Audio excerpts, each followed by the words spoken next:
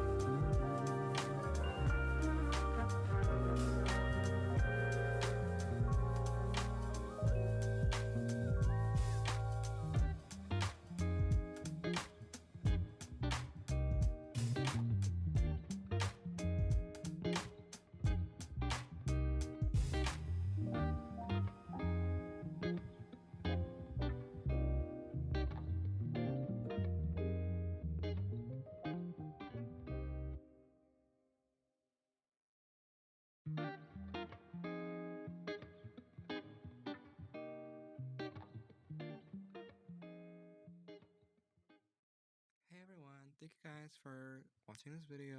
This will be the end of episode number 1 of the Roblox Talent Show admin series by me, Jonah.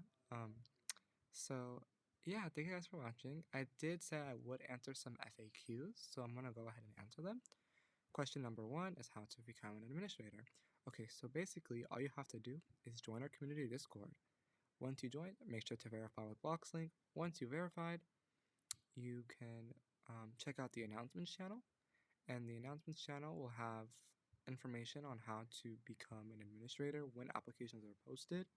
Usually the head administrators or the executive directors post a form which contains the application questions. So once they do so, you can apply using that. Question number 2 is how to become a server host. Okay, so to become a server host, you can either purchase the Game Pass, which is in the game store. It is currently 10,000 Robux at the time of this video, or if you want to be exact, 9999, like, yeah. You can buy that. You can also submit a map. So the maps that are built in our game are actually built by members of the community, like me and you. They're not built, 100% by the developers. But if you do build one, they usually give you the server host rank in the group. Once you submit it and they approve it, you can submit it through the Discord server. And then the third way is, from what I know, is usually they host like the official auditions or some sort of event or giveaway.